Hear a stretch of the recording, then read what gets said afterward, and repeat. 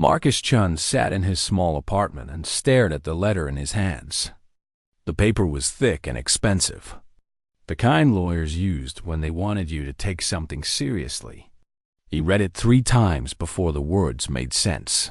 His great-uncle Elias was dead. Marcus had met the old man exactly once, at a family reunion when he was 7 years old. He remembered a tall figure with wild white hair and eyes that seemed to look through people rather than at them. The other relatives had whispered that Elias was strange, that he talked to himself, that he spent all his time at some old quarry in Vermont and refused to sell it, even when the money ran out. Now the quarry belonged to Marcus. He laughed at first. The universe had a cruel sense of humor. He was 29 years old, drowning in student debt from his geology degree, and working at a coffee shop because nobody was hiring geologists anymore. And now he owned a worthless hole in the ground. The lawyer's letter said the quarry had been abandoned for 60 years. It said the granite deposits were depleted. It said local people considered the place cursed and would not go near it. It said Marcus needed to come sign papers and decide what to do with the property. So Marcus took a bus to Vermont. He had nothing better to do. The town near the quarry was small and gray. The people looked at him with suspicious eyes when he asked for directions. An old woman at the general store crossed herself when he mentioned the Chung Quarry. "Bad place," she said. "Strange lights at night. People went in there years ago and never came out. Your uncle was the only one crazy enough to stay." Marcus thanked her and walked the 3 miles to the property. The autumn air was cold and smelled like dead leaves. The trees grew thick along the road, their branches reaching toward each other like fingers trying to touch. The quarry was bigger than he expected. A great wound in the earth, carved out over decades of work. The walls were sheer granite, gray and pink and white in layers that told the story of ancient pressures and time beyond imagining. Marcus felt his heart lift a little. He had always loved rocks. They were honest. They did not lie or pretend or disappoint you. They simply were what they were. He climbed down into the pit, using an old wooden ladder that creaked under his weight. The air grew colder as he descended. At the bottom, water had collected in pools that reflected the gray sky above. Old equipment lay rusted and forgotten. A cart with no wheels. A pickaxe with a broken handle. The skeleton of a small building that might have been an office once. Marcus walked through the abandoned space and felt a strange pull. Something was calling him deeper. He told himself it was just curiosity. Just the instinct of a geologist who wanted to see what lay beneath the surface. At the far end of the quarry, the wall was different. The granite there had strange markings. At first, Marcus thought they were natural formations. But as he got closer, he saw they were too precise, too geometric.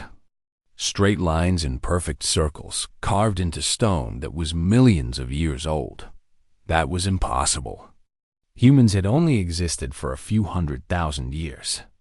These rocks had formed when dinosaurs still walked the earth. Before dinosaurs, even. Nothing should have been able to carve them. Marcus reached out to touch the markings. His hand was shaking. As his fingers traced one of the circles, he felt a sharp pain. A rough edge of stone had cut his palm.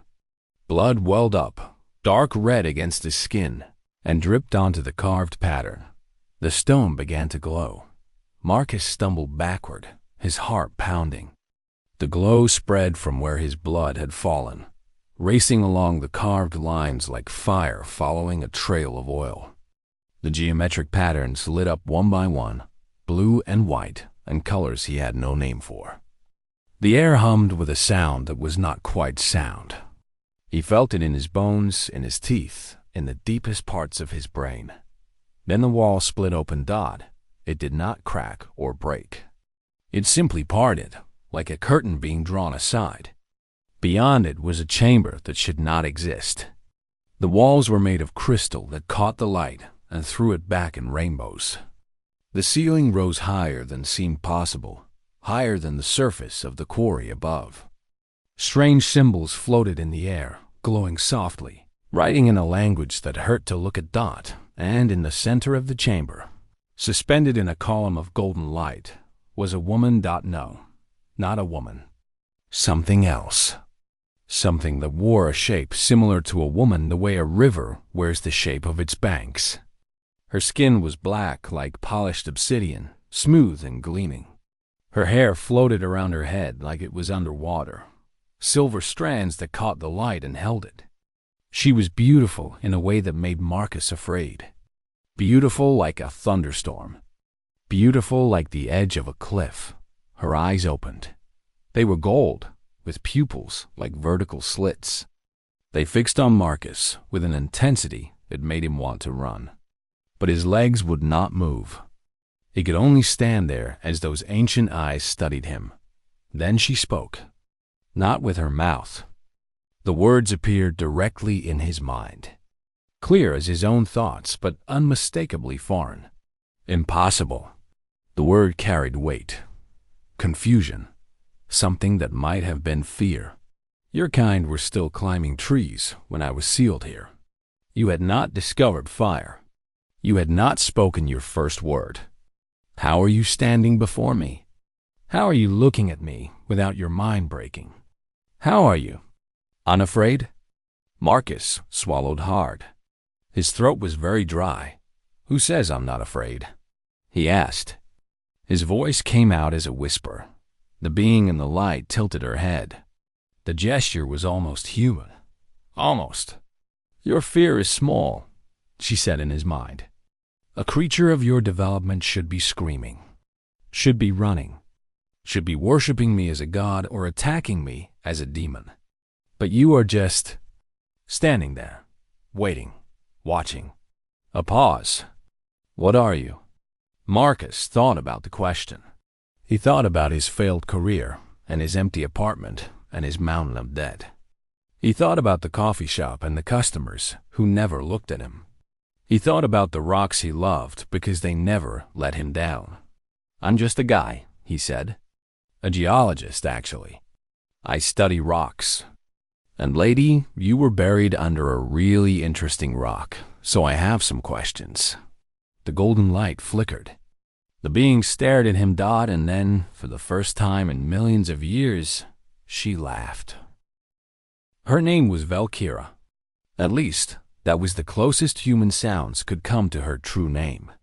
The real thing had frequencies Marcus could not hear and meanings his language had no words for. She told him her story as they sat in the crystal chamber. The golden light now faded to a soft glow. She spoke directly into his mind because his ears could not process her true voice. The experience was strange, but not unpleasant. Like remembering something he had never actually experienced. Valkyra had been a diplomat. Her people called themselves the Ascended Conclave. They had ruled 1,000 star systems when Earth was still a ball of molten rock. They had built wonders that made pyramids look like sand castles. They had lived for thousands of years and thought they understood everything worth understanding. They had been wrong. The hollow came from somewhere outside normal space. They were not creatures in any sense Marcus understood. They did not have bodies or ships or weapons. They were more like a hunger that had learned to think. They fed on consciousness itself, on thoughts and dreams and memories. Wherever they went, they left behind empty shells. People who still breathed and walked but had nothing left inside. The Conclave fought them for centuries. They lost out in the final days. The surviving Conclave members had scattered across the galaxy, hiding in places the Hollow would not think to look. Valkyra had been sealed in this chamber, buried deep beneath the surface of an unremarkable planet orbiting an average star. A world where life was just beginning to crawl out of the oceans. The binding that held her was meant to be temporary. A few thousand years at most. A Conclave ship would come and wake her when the war was over. No ship ever came. Valkyra had slept while the dinosaurs rose and fell. She had dreamed while ice ages came and went.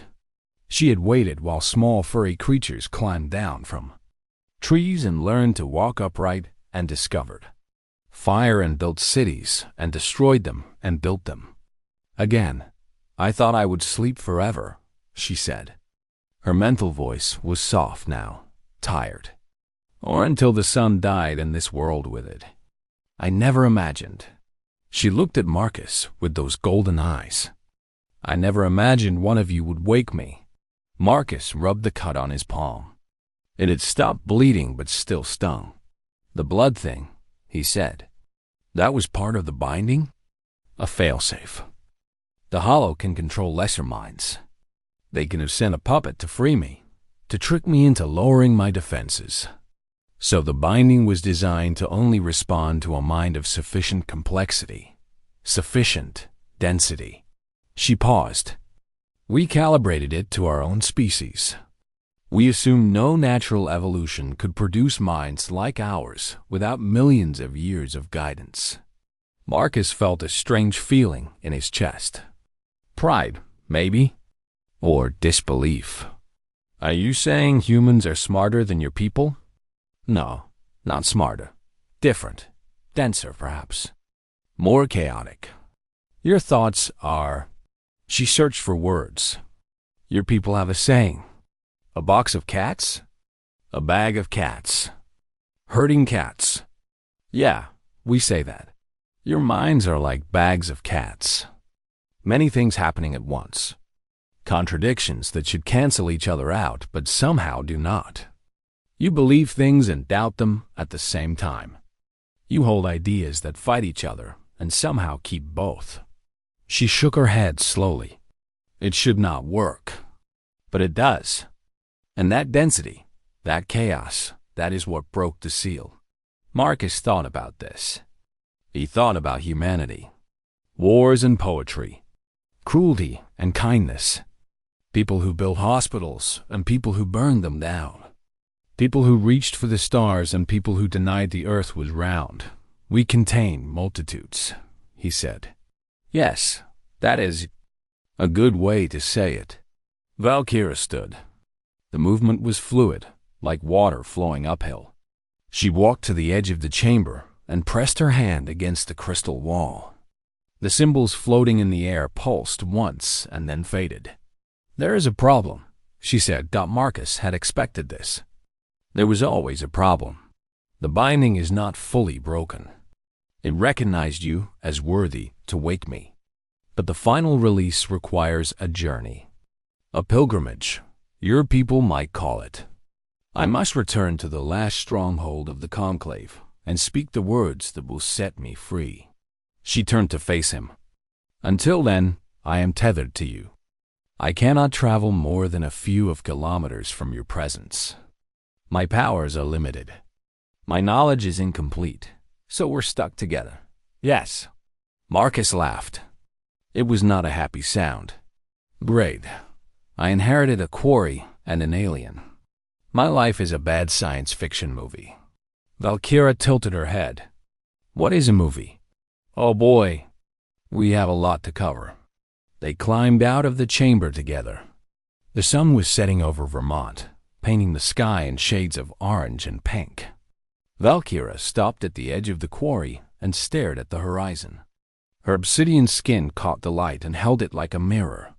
This world is beautiful, she said quietly. When I was sealed, there was nothing here but rocks and water and simple cells. Now there are trees, birds, that. She pointed at a deer watching them from the tree line. And you, your people, you built all of this from nothing. No guidance, no uplift, no conclave to show you the way. Marcus shrugged. We also invented nuclear weapons and reality television. It's not all good. Tell me about nuclear weapons. He told her. Her eyes went wide. You split atoms. You split atoms to make fire. And bombs. And bombs. Don't forget the bombs. You discovered the fundamental forces of the universe, and your first thought was to make a bigger explosion? Pretty much, yeah. Valkyra was silent for a long moment. When she spoke again, her mental voice was strange, careful. Marcus-chun, I have studied 1,000 species across the galaxy. I have watched civilizations rise and fall. I have seen empires that lasted 1,000,000 years. She looked at him with those ancient golden eyes. Your people terrify me more than the Hollow ever did. Marcus did not know what to say to that. Is that a compliment? I do not know yet, she said. Ask me again when I have seen more. The deer ran away. The sun finished setting. Somewhere in the distance, a car engine rumbled on the old country road. Come on, Marcus said. I have a hotel room in town. We need to figure out what to do next. And I need to explain to you what the internet is before you accidentally start a religion or something. Valkyra followed him up the path. Above them, the stars were coming out. Ancient light from ancient suns, traveling across the void for millions of years. She knew those stars. She had visited some of them. She had watched civilizations bloom and wither around their warmth. Now she was here, on this small blue world, tethered to a strange creature who made jokes about cheese and seemed utterly unimpressed by her existence. For the first time in geological ages, Valkyra did not know what would happen next. It was, she realized, a wonderful feeling. 3 weeks passed. Marcus learned that hiding an alien in rural Vermont was both easier and harder than he expected. Easier because Valkyra could change her appearance. Not completely, but enough. She could make her skin look more human, though it always had a strange shimmer in direct sunlight. She could make her hair stop floating and her eyes look almost normal. From a distance, she could pass for an unusual but not impossible woman. Harder because Valkyra had no idea how to act human. She did not understand money. She found the concept bizarre. On her world, people had simply contributed what they could, taken what they needed. The idea of little pieces of paper determining who ate and who starved made her physically ill. She did not understand war. The Conclave had known conflict, yes, but always with external threats. The idea of humans fighting other humans over invisible lines on maps confused her deeply. She did not understand religion, or politics, or social media, or why people cared so much about the lives of celebrities they had never met. But she learned. Valkyra was very old and very patient. She sat in Marcus's hotel room and watched television for hours, asking questions that Marcus sometimes could not answer. She read books faster than should have been possible, absorbing information like a sponge absorbing water. Your history is insane, she said one night. After finishing a book about World War II, you nearly destroyed yourselves. Multiple times. And each time, you just kept going? Marcus was eating cold pizza on the bed.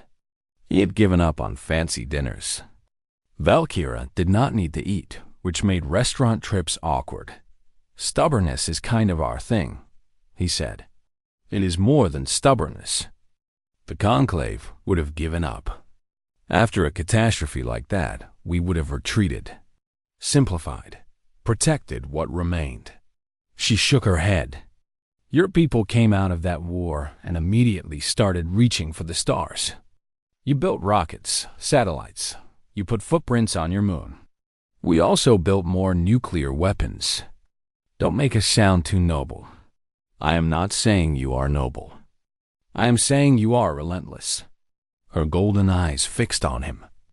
That is different, and much more frightening. They were running out of money. Marcus's savings were nearly gone, and he could not exactly get a job while babysitting an ancient alien diplomat. He was considering selling the Quarry, just to stay afloat when everything changed. It started with the dreams. Valkyra woke him at 3 in the morning, her face pale even by her standards. Something is coming, she said. I felt it in my sleep. The old monitoring systems are waking up. Systems that have been dormant since before your species existed. She grabbed his arm, and her grip was surprisingly strong. They've detected me. They know I am awake. Who? The Hollow? Worse, everyone. She explained. When the conclave fell, they had left behind a network of automated systems. Satellites hidden in asteroid fields. Probes buried in the cores of dead planets. Sensors scattered across the galaxy like seeds in a garden. These systems still functioned, still watched, still waited. And now they were reporting. 3 factions will come, Valkyra said. First, the remnant. What remains of my people. They survived the war, barely. A few thousand, hiding in a dying megastructure at the edge of the galaxy. They are paranoid and afraid. They might want to rescue me. They might want to silence me. I do not know which. Marcus felt cold. And the others? The merchant sovereignty. They rose in the power vacuum after the conclave fell. They buy and sell everything, including people. A living conclave diplomat would be worth more than most planets to them. She paused. And the Hollow. They were never truly destroyed. They're still out there, in the dark spaces between stars. Waiting. Hungry. How long do we have? The remnant and the merchants use faster than light travel. Weeks, perhaps. The Hollow are slower, but more patient. Months. Marcus sat on the edge of the bed and put his head in his hands. 3 weeks ago, he had been a failed geologist making lattes. Now he was being hunted by 3 different alien civilizations. We need help, he said. Agreed. But who on this world could possibly help against threats like these? Marcus thought about it. The government? They would probably dissect Valkyra in some secret bunker. The military? Same problem. The media? That would just cause panic. Then he had an idea. A crazy, terrible, wonderful idea. I know some people, he said slowly. From college. Geologists mostly. But also engineers. Hackers. That one guy who definitely works for the CIA, but pretends he doesn't. He looked at Valkyra. They're not exactly soldiers.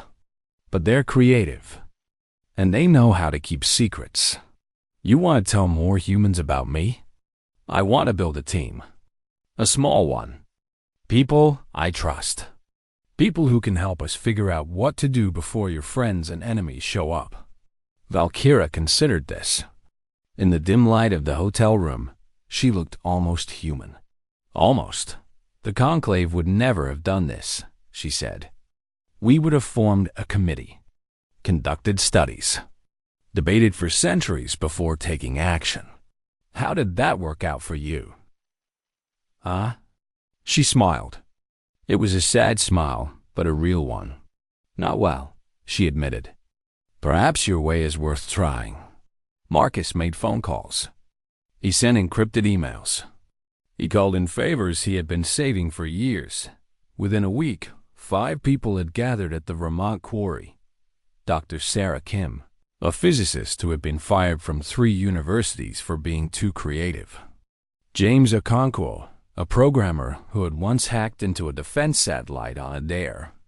Maya Patel, a linguist who spoke 12 languages and was already learning to communicate directly with Valkyra. Tom Bradley, the maybe CIA guy, who had shown up with a bag of equipment he refused to explain. And Rosa Gonzalez, an aerospace engineer who had spent 10 years designing spacecraft that nobody would fund. They stood in the crystal chamber, staring at Valkyra, and Marcus watched their faces. He saw fear, yes, but also wonder, also excitement, also the particular gleam that humans got when they encountered something that was supposed to be impossible. So, Sarah said, pushing her glasses up her nose. Ancient alien technology, galactic civilizations, existential threats to humanity. She grinned. This is the coolest thing that has ever happened to me. We might all die, Marcus pointed out. Still cool. Valkyra watched them argue and joke and start scribbling equations on the crystal walls. She watched Rosa examine the chamber's architecture with greedy eyes. She watched James pull out a laptop and start trying to interface with systems that predated his species by millions of years. "They are not afraid," she said to Marcus privately. "They should be afraid." "They're scientists," Marcus said. "Give them a mystery, and they forget to be scared." The Conclave would have called this foolishness. "Yeah, well, we're not the Conclave." He watched his friends work, watched them tackle the impossible with nothing but curiosity and coffee. "We're humanity, and foolishness is kind of our specialty." Above them, hidden among the stars, a merchant scout ship slowed to observe the small blue planet that had suddenly become very interesting. The hunt was about to begin. The merchant scout ship hung in the darkness behind Earth's moon, invisible to human sensors. Its crew of 4 studied their readings with growing confusion. They had expected a primitive world. Their intelligence said the planet was home to a pre-spaceflight species, barely capable of reaching their own satellite. Easy pickings. They would swoop down, grab the Conclave signal source, and be gone before the natives even knew what had happened. The readings told a different story. 7 billion conscious minds. 7 billion complex, churning, chaotic minds broadcasting thoughts and dreams and fears into the mental spectrum like a planet-sized bonfire. The noise was almost painful to their sensitive instruments. "This is not a pre-sapient world," the captain said. "These creatures are fully developed. More than fully developed. Their mental density exceeds standard parameters." "Impossible," the navigator replied. "They have no uplift markers. No signs of conclave intervention.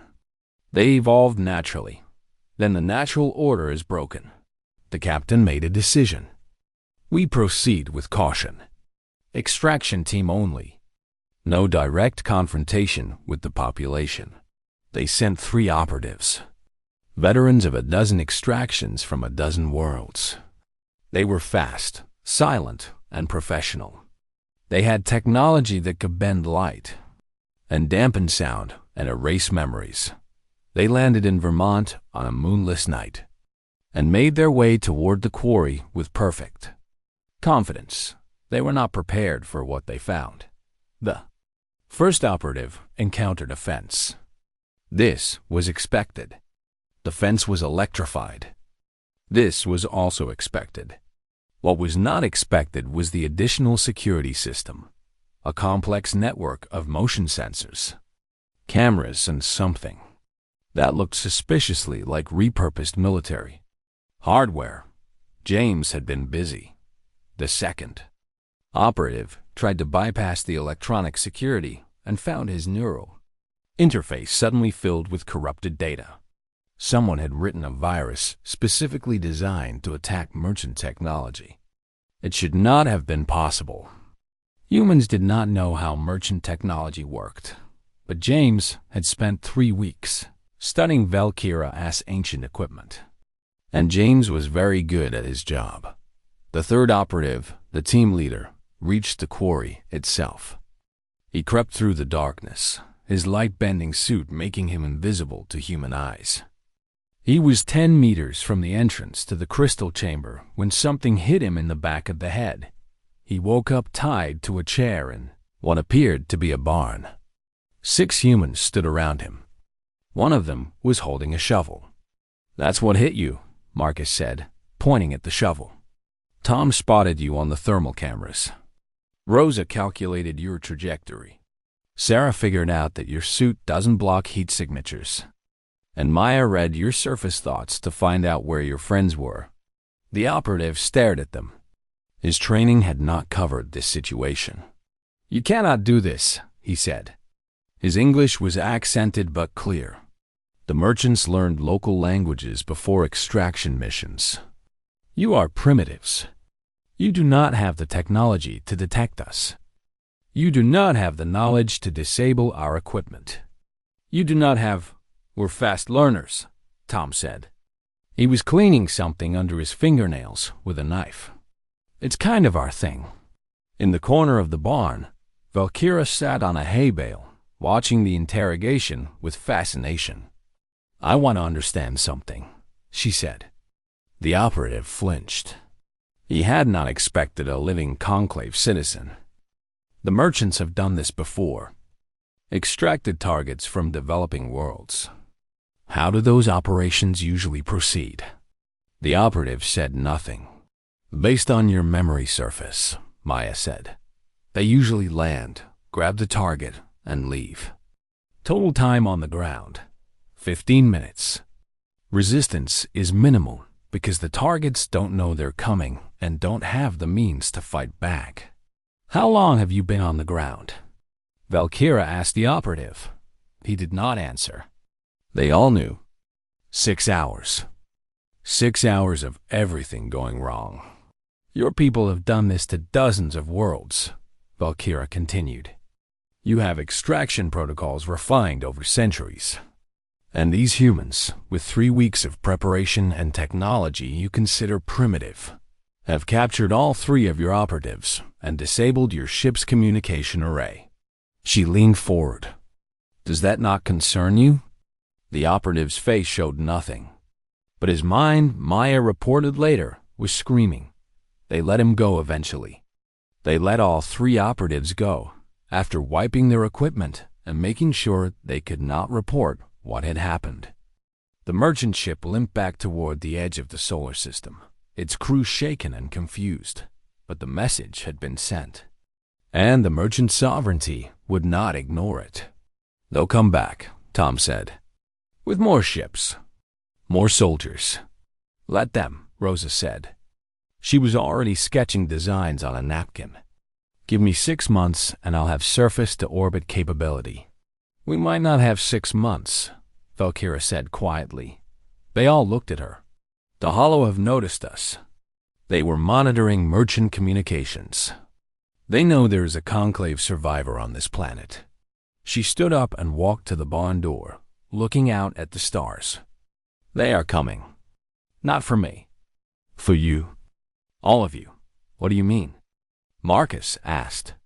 7 billion minds, Marcus. 7 billion complex, unshielded, undefended minds. The Hollow have not fed on a population this size in eons. They have been starving in the dark spaces, growing weaker, waiting for an opportunity. She turned to face them. Your planet is that opportunity. A feast beyond their wildest dreams. The barn was silent. Outside, crickets chirped. A car drove past on the distant road. Normal sounds. Ordinary sounds. The sounds of a world that did not know it was about to be invaded. How do we fight them? Sarah asked. Her voice was steady. The Hollow, I mean. What weapons work against them? None that you possess. The Conclave fought them with technology 1,000,000 years more advanced than yours. We slowed them. We never stopped them. Then we'll find a new way, Marcus said. Valkyra looked at him. At all of them. 6 humans in a barn, facing the extinction of their species, and not one of them was running. You don't understand, she said. The Hollow consume thought itself. They are not a physical enemy. You cannot shoot them or bomb them or build walls against them. They will slip into your minds while you sleep and eat everything that makes you human. Then we'll learn to fight in our minds. Maya said, we'll build mental defenses. James added, we'll do whatever it takes, Tom said. He had put away his knife. His eyes were hard. That's what we do. That's what humans have always done. Valkyra felt something strange in her chest, an emotion she had not experienced in millions of years. It took her a moment to identify it. Hope. The Conclave watched 1,000,000 species, she said slowly. We had criteria for which ones might survive contact with the greater galaxy. Technological achievement, social stability, diplomatic sophistication. She shook her head. You meet none of those criteria. You are violent and divided and chaotic and contradictory. Gee, thanks, Marcus said. But you are also something else. Something I have never seen. She looked at each of them in turn. You adapt. Not over generations. Not over centuries. You adapt in moments. You face the impossible and immediately start looking for ways around it. You do not accept limits. You do not accept defeat. You are the most stubborn, most creative, most dangerously determined species I have ever encountered. She smiled. It was a real smile. A warm smile. If anyone can find a way to fight the Hollow, it will be you. Not despite your chaos, but because of it. Marcus held out his hand. After a moment, Valkyra took it. Then let's get to work, he said. We've got a world to save. Above them, the stars continued their ancient dance. And somewhere in the darkness between them, the Hollow stirred and began their long journey toward Earth.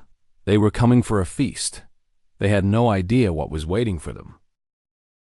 The Hollow arrived on a Tuesday in March. There were no ships. No invasion fleet. No dramatic announcement. One moment the sky was normal, and the next, something was wrong with the world. Animals felt it first. Dogs howled across every continent. Birds fell silent. Cats hid under furniture and refused to come out. Whales dove deep and stopped singing. Then humans began to feel it too. It started as a headache. A pressure behind the eyes. Dreams that didn't make sense. A feeling of being watched by something vast and hungry. Suicide hotlines around the world saw their call volumes triple in a single day. Hospitals filled with people who could not explain what was wrong, only that something was very, very wrong. Marcus and his team had been preparing for this moment for 4 months. They had not been idle. While the rest of the world went about its business, they had been building, planning, learning everything Valkyra could teach them about the Hollow and how they operated. They consume thought, Valkyra had explained. But not all thought equally. They prefer order, structure, minds that think in straight lines and logical patterns. The conclave was a feast for them because we were so rational, so organized, so predictable. And humans? Marcus had asked. Humans are different. Your minds are noise, static, 1,000 contradictory thoughts happening at once. To the Hollow, you are like a meal that fights back. Difficult to consume. Painful, even. She had paused.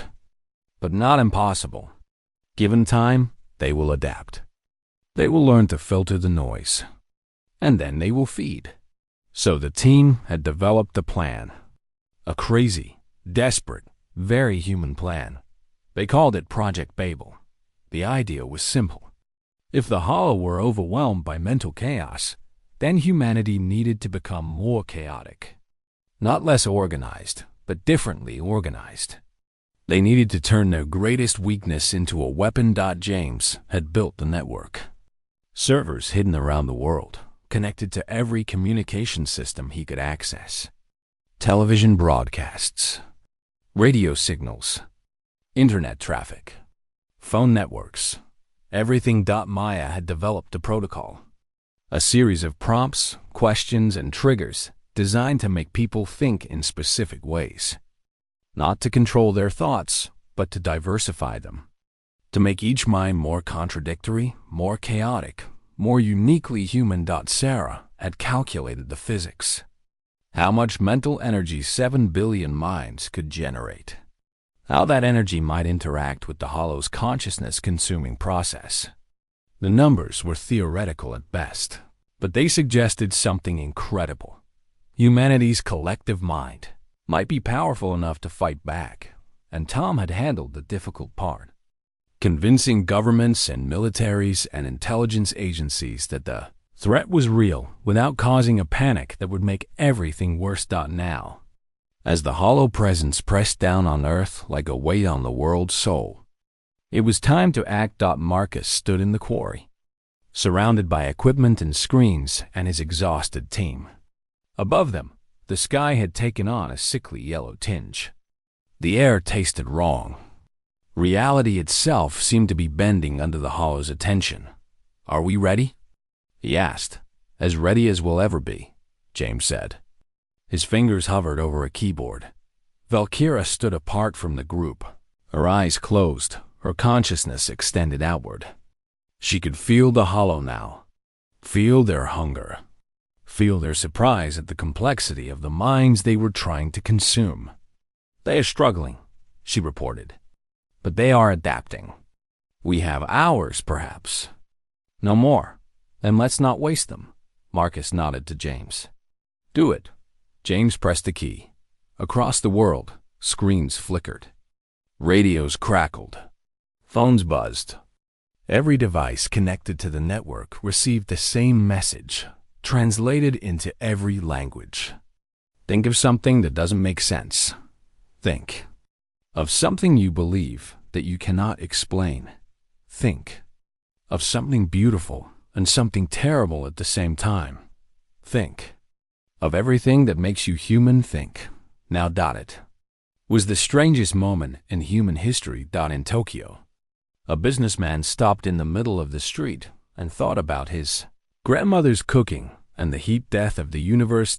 In Lagos, a student closed her eyes and remembered her first heartbreak, while simultaneously solving a math problem she had struggled with for weeks. In London, a retired professor thought about God and quantum mechanics, and why he still loved his ex-wife, even though she had been terrible to him. In Sao Paulo, a child thought about dinosaurs and ice cream and death and love and the color blue. 7 billion minds. 7 billion storms of contradictory, chaotic, beautiful human thought. And the Hollow, who had come expecting an easy meal, found themselves drowning. The pressure in the sky wavered. The yellow tinge flickered. In the quarry, Valkyra's eyes flew open. "It's working," she whispered. "They're in pain. They can't process the noise. It's too much, too loud, too contradictory." But the Hollow were old, ancient. They had consumed countless civilizations. They would not give up so easily. The pressure increased. People around the world screamed as the Hollow pushed harder, trying to force their way through the mental static. Hospital monitors went wild. Power grids flickered. The world itself seemed to groan under the strain. "We're not pushing hard enough," Marcus said. He grabbed a microphone connected to the global network. "We need more. We need everyone." He broadcast his voice to the world. "This is Marcus Chun. You don't know me. I'm just a guy. A geologist. Nobody important. But I need you to listen. Right now, something is trying to eat your mind. I know that sounds crazy. I know you don't believe me. But you can feel it, can't you? That pressure? That wrongness? That's not your imagination. That's real." He took a breath. "We can fight it. Not with weapons. Not with technology. With our minds. With the chaos in our heads. With everything that makes us messy and contradictory and human. I need you to think. Think about everything. The good and the bad. The logical and the absurd. Your conspiracy theories and your poetry. Your fears and your hopes. Your anger and your love. All of it. Everything. Now. Across the world. People who should have been enemies thought together. A soldier in a war zone thought about peace. A criminal in prison thought about redemption. A politician thought about truth. A scientist thought about magic. 7 billion people. For one moment, let their minds run wild. Let every contradictory thought they had ever suppressed come flooding out. Let the full chaotic glory of human consciousness loose upon the universe. And the Hollow broke, not physically. They had no physical form to break, but their presence shattered like glass. Their grip on Earth's minds released. Their hunger turned to agony as they choked on the overwhelming noise of human thought. They retreated. Not defeated, they could not truly be destroyed, but driven back. Repelled by a species too strange, too chaotic, too wonderfully messy to consume, the sky cleared. The pressure vanished. Around the world, people blinked and looked at each other and wondered what had just happened. In the quarry, Marcus collapsed against a console. His head was pounding. His nose was bleeding. He had never been so tired in his life. Valkyra knelt beside him. "You did it," she said. Her voice was full of wonder. "You actually did it. You drove off the hollow with nothing but the power of human thought." Marcus laughed weakly. "We're a stubborn species." "You are more than stubborn. You are."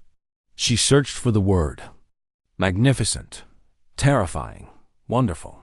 She shook her head. The conclave watched a million species for signs of potential. We looked for order, for logic, for the qualities we valued in ourselves. We never imagined that chaos could be a strength. That contradiction could be a weapon. That beings like you could even exist.